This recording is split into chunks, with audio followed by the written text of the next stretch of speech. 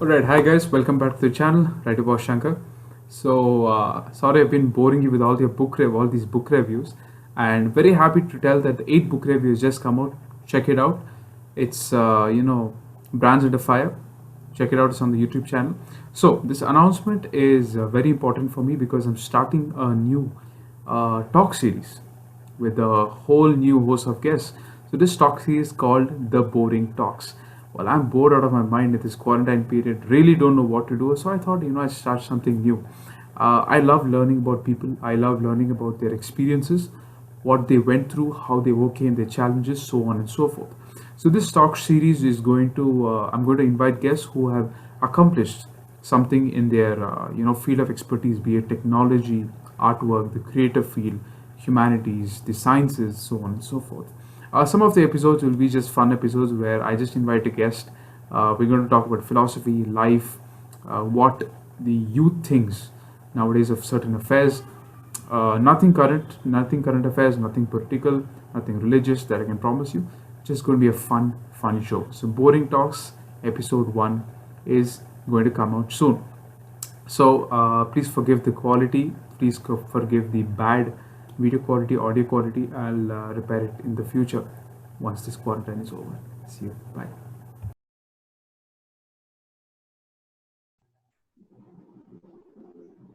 All right. Hi guys. Welcome back to WBS channel. So this is the first episode of Boring Talks. Reason why it's called Boring Talks is because during this quarantine I was really bored, but I couldn't pass time. So I thought I'll start something new. This is a new venture for me. This is the first episode. Let's see how it goes. So the first guest of Boring Talks today, episode 1, is Alup Majumdar.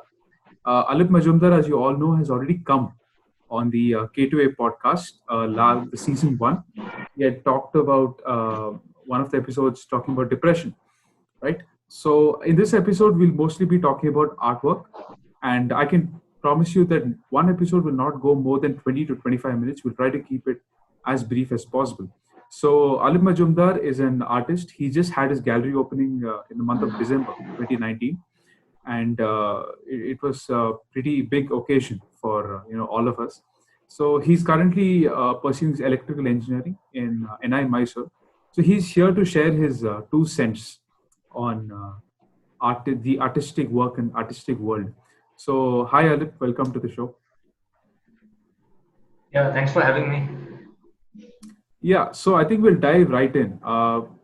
Starting off, what themes are the most recurring in your artwork? So I get this question a lot of times. What themes do you use? How do you even think about this? My answer is there is no particular theme in it because the last time when I did an exhibition in the month of December 2019, the theme was actually kind of related to confusion because the title of the series was The Trajectory of Depression, the exhibition's name. So when people ask what kind of theme do you follow, is it contemporary, is it modern art? I cannot stick to one genre. It can be anything. It can be, you can call it conceptual artwork. That's my theme if you want to call it that way. So But I've seen quite some of your artwork, and would you agree that most of your artwork, or rather, a majority of your artwork, is mostly the science fiction domain? it's actually science fiction domain and things that does not exist yet, and that's why I call it conceptual. For example, let's say you want to build a new maybe vehicle. What, like, if you go to any automation industry, what is the first thing that they do? They make the sketch, right? Hmm. So you have to always come up with a sketch, because let's say in India, when Tata Nano did not exist, somebody had to think of Tata Nano, Correct. right? Hmm. So, but Tata Nano was also a concept at some point.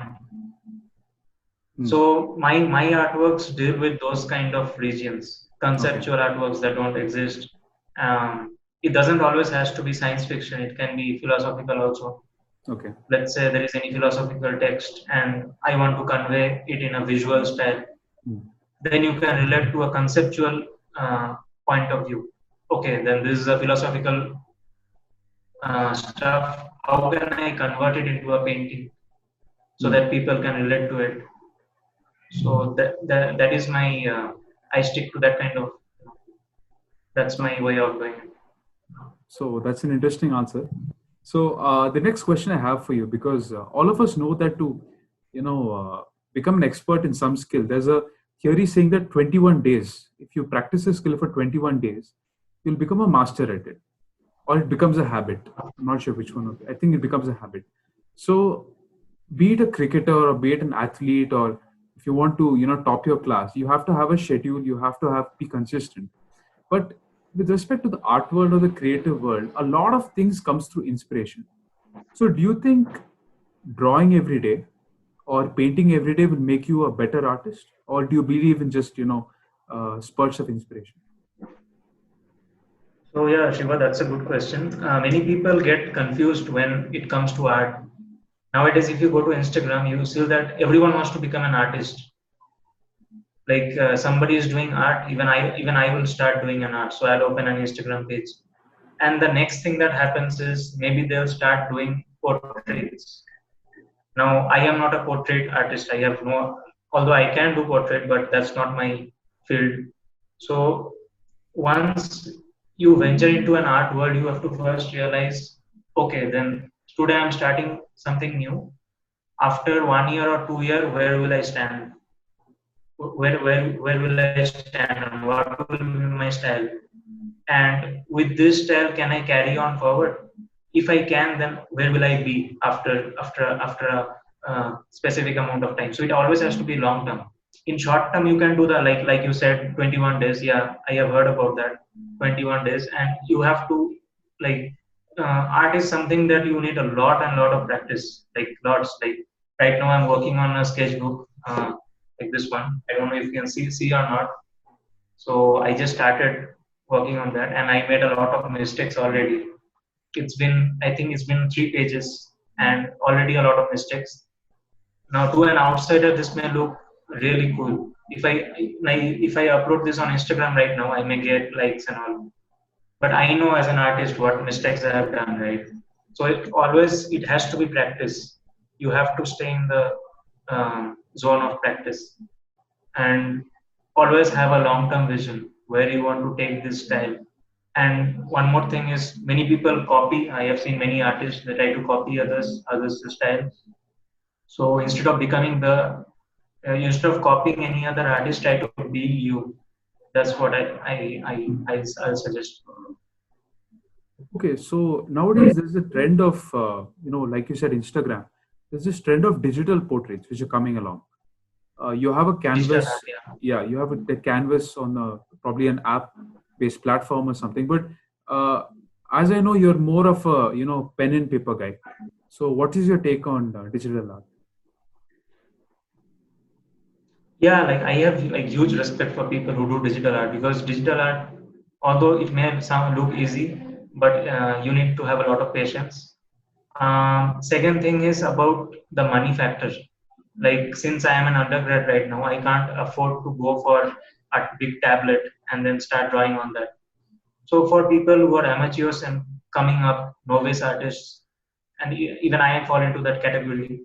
So it's always important to start with pen and paper. Digital art you can start once you get an expertise in the pen and paper, then you can definitely shift into digital art. So, you But don't recommend going directly into digital art? I don't have much like expertise in digital art, so I can't comment on that. So it depends on the person. If they are confident enough, then definitely they can go for it. So, there's a lot of talk about perfection in art. It is rumored that the Mona Lisa is one of the best artworks in the world, and it is the most Yeah. proportionate.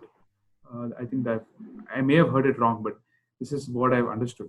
So, what do you think is perfection in art? Because you just mentioned that for an external observer, an artwork might be look really good, but for the artist himself or herself, they feel that something can be altered, something can be changed always. So what is your take on that? Is there perfection in art? Can it be achieved? Perfection in art exists depending on what kind of artist you are. Hmm. For example, let's say if I talk about myself, conceptual art. In conceptual art, I deal mostly about like 90% of my time goes in developing the art, logic. That's the my primary thing. Okay, if this is the idea, how do I represent on paper? And there has to be a logical. It may look crap in the beginning to someone who is looking at it for the first time, but there is always a logical side. So 90% of my time goes into like developing that logic part. So I like spend countless hours, like I showed even here also. I'm spending countless hours developing the logic. Once the logic gets fixed, I can start doing the artwork. Now the thing is, once I complete the artwork and let's say post it on any social media site, for me it's Instagram. Then after a few days, I come back and then I realize, oh, I could have added that. This part does not seem logically correct, and that then I learn from that and try not to make those mistakes later into my later projects. So perfectionism in art does not exist actually. Um, like you have to keep practicing. That's the most important thing. Like if you want to go towards the perfectionism, you have to practice a lot. So yeah. So So speaking of and one more thing, there is one field of art called surrealism. I may be wrong. Surrealism actually deals with perfectionist art. Like if you are, let's say, you are drawing the human body, like just by looking at the painting, you cannot tell that is it a painting or a DSLR photograph. okay. It's that perfect. So, but that level of perfection takes enormous amount of time. Like many artists on Instagram, they have said that it takes around 6 months, 12 months. So, like that completely boils down to how much patient you are. So, yeah. So correct, which is beautiful, which takes me to my next question. I was about to ask you how important is patience in artwork? That's number one. And how important is it to take criticism in the right spirit? So, yeah, like I said, patience has to be there. Uh, Nowadays, people don't have patience, so so that's another thing. You have to be patient. That has to be the number one priority. Like whenever someone is starting out, your first artwork has to be crap. Like I still remember when I first posted on Instagram, it was I just got I think 2 likes. It looked like horrible. It was almost like a stickman figure. Looked like a stickman figure. And but the irony was that I already had 8 years of training in art beforehand, and then I had a gap of 5 years because of all my studies.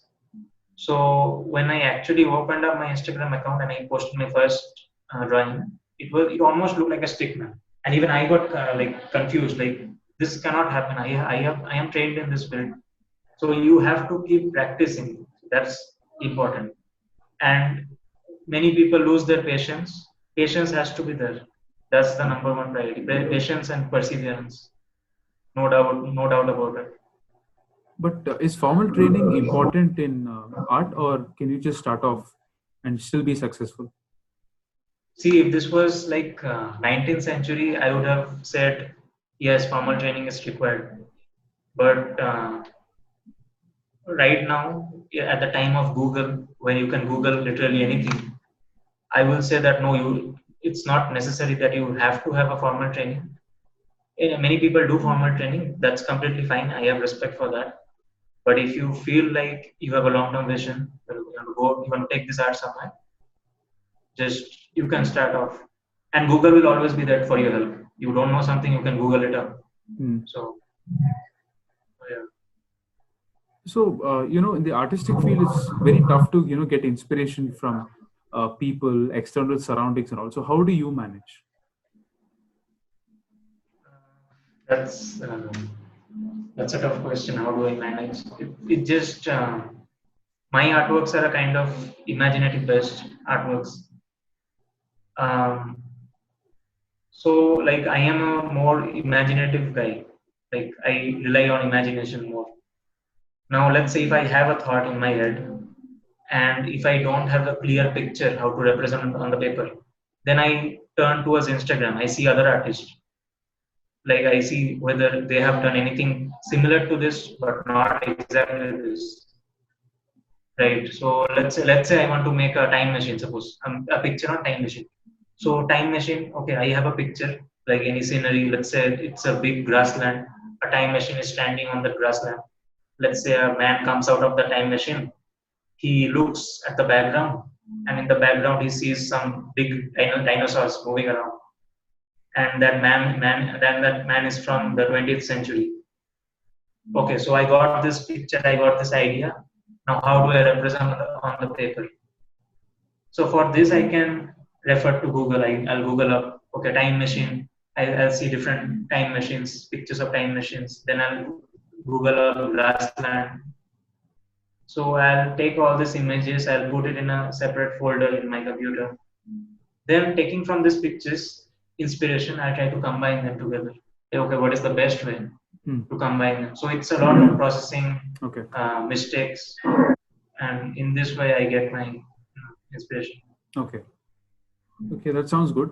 So, what is your take on modern art? What do you think about modern art? Very honest opinion. Yeah. Very honest opinion. I am actually not that like happy with the way modern art goes around. If you notice, there are many museums where things, modern art, gets sold for billions of dollars. So for artists like me and also people who are starting in the art world, this can be a like letdown. I understand that. Even for me also it has happened. So the best thing to do is just ignore it. Like, okay, fine. If you get inspired, that's completely fine. But if that kind of artworks is letting you down, then it's better to not look at those content and just focus on your artwork. So, and at the end of the day, it all boils down to what people will like, because different people has different perspectives. Like, let's say you want to, let's say you may like some painting, someone else may like another painting. So two persons' views and point of view and perspective cannot be the same. So that explains why those paintings get sold sometimes for billions of dollars. They see something in that painting. Yeah. So, yeah. So, you're currently pursuing your engineering right now. You already had a gallery opening, and I wish you all the best for years to come. But, how lucrative is art as a career? Because a lot of people, a lot of painters, the probably 18th century, 19th century, the paintings become famous only in the 21st century. It has happened. They sell for billions of dollars, but the artist is no longer alive. So right now, in this age of digital medium and all of that, how easy is it to make a career in art? In terms of easiness, it's actually very easy to make a career in art. But since I am an Indian citizen, and so are you, as of now, like based on the current state of affairs, I won't say that put art as your primary source of income. So if you are interested in art, you are a writer, you are a published author. So for you, like even you are doing engineering, right, from NIE. So I would say that keep art or keep anything for that matter, any hobby as a side hustle, as a side business, and you just carry on with a domain which will guarantee security in your life, financial security, social security. Once you have that security, once you settle down with that security, you can always like get back to your side hustle. So I won't recommend keeping that as a primary source of income, because art itself, this art world itself is a very unpredictable world. Like anything can happen. Somebody else can come overnight and like your art, and then they can call you and then say, "Hey, I'm interested in buying your art." So it's very unpredictable. So it's important to keep it as a side hustle. So yeah. Okay, that was been actually a very interesting discussion. So just to end up the entire talk about art, and we have so much, but we're actually going on limited time. So what is the one thing you suggest artists or budding artists to do in this quarantine period, and the one thing they should not do in this quarantine period? Just artists. You mean only artists? Just artists. Okay. For artists, I would say that you should maintain a diary, like like I am doing right now. I don't know if you guys can see or not. It's a diary. It's just a small diary. It's a personal diary. So for all the aspiring artists who are stuck right now at COVID pandemic, please, your first priority should be to stay safe, stay inside your home. And for inspiration, always before going to bed, you can write down your ideas, like I do. Always like before going to bed and then after waking up in the morning, always write down your ideas. Maybe at least 10 ideas. It can be anything. It can be any crazy random topic. Just write it down. That what will happen is that will keep your creativity, juices flowing. So that's one thing I recommend to the artist. Yeah. And the one thing they should not do in this lockdown, just artists. Well, probably not get depressed like I did. So don't do that. So keep your mind clear. Don't get depressed and write things down. I think that helps. Because it's a difficult time for people, and mostly for students, because they're used to interacting with others and all of that. So that was the Yeah. reason for the question, because artists can either get a lot of inspiration in this COVID or lose inspiration at all, and even just stop drawing for that matter. I think I think COVID-19. I think this COVID pandemic is itself should be an inspiration for the artist. Like they can interpret COVID in different ways. It can be man's torture to nature and nature paying back now. It can be like the virus personified as a human being transferring all over the world. It can be represented in different ways. It can be interpreted in different ways. So COVID-19 it's itself an inspiration. Should be an inspiration for the artist. Okay. So yeah. So that's been an interesting talk. I think we're within time. So thanks, Alip, for coming on the first episode of Boring Talks. Yeah. Thanks for having me. Yeah, so it's been interesting. I've learned quite something about the art world. So that's the end Yeah. of the episode, and hopefully we'll have more to come. Let's see how this thing goes. And until then, stay safe, stay secure, and stay strong. See you. Bye bye.